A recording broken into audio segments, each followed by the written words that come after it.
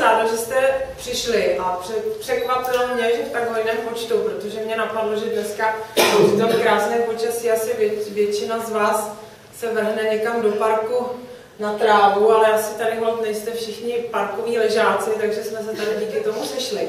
Knížka, která se jmenuje Na nevěru se neumírá, vtip je v tom, že tam nenajdete povídku, která by se tak jmenovala. Už je to přeci jenom pár let, kdy jsem ty povídky psala. Já jsem je vlastně na podzim vzala, přepsala jsem je samozřejmě a udělala jsem mezi nimi takový výběr, které mi připadají nejzajímavější. Takže autorčiny strasti. Téměř každá tvá povídka končí nevěrou. Říkali mi mnozí a někteří škodolibě dodávali. Holka, ty si koleduješ. Zbytečně pokoušíš osud. Když jsem namítla, že jen opisuju ze života, většina okamžitě zmlkla. Tím jsem si uvědomila, proč se mé okolí od jisté doby združuje líčit mi své milostné eskapády. Mohla jsem totiž opisovat i od nich a taková představa je zřejmě děsila. Už někdy v 17 letech jsem si přečetla slavný spisek doktora Plzáka s názvem Otelon a neb manuál o žárlivosti, z něhož pro mě jasně vyplynulo, že žádlí jedině mentálně retardovaní jedinci, slaboši a nemocní lidé, kteří nedokáží pochopit základní pravidlo. Věrnost se nedá dokázat. Muž se na protest zabarikádoval do ložnice a já po chvíli zapnula počítač v touze popovídat si s přáteli po drátě, jednoduše zanalyzovat situaci a nabrat zas zdravý rozum. Díky vymoženosti jménem ICQ to neměl být problém. Podotýkám, že nápad zavést onu přezdívku a účet pro oba společný jsem já neměla. Zařídil ho muž. Když jsem si komunikátor otevřela, nestačila jsem zírat. Je mi to opravdu líto, ještě tvá žena tolik vyvádí? Víš, vážím si toho nadpozemsky neuchopitelného, co vzniklo mezi námi. Moc pro mě znamenáš, zablikalo na mě. Ze zoufalství přecházím obvykle do ironie a proto jsem zcela drze oné snivé laňce odepsala.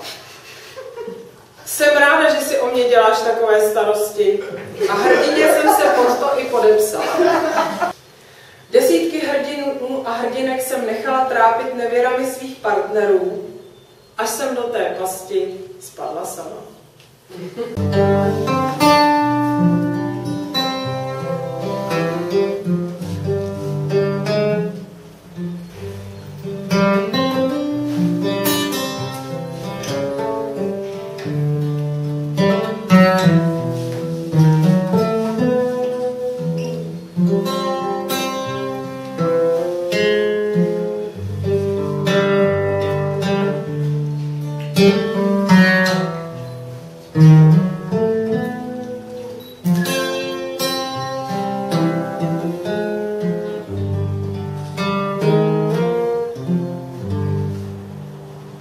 Čistý byl svět před prvním uštknutím. Mléko a med, hojenost a mateří klín, co dal nám ten had? Ochutnat bylo po hříchu tím, po čem zůstává hlad. Co dal nám ten had? Ochutnat bylo po hříchu tím, po čem zůstává hlad.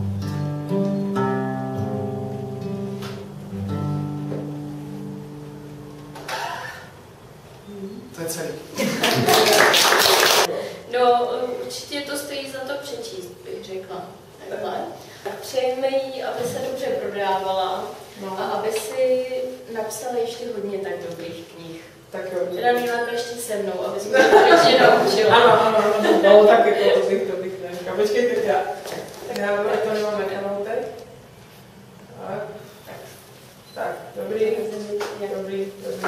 Takže slavná kniha byla pokřtěna.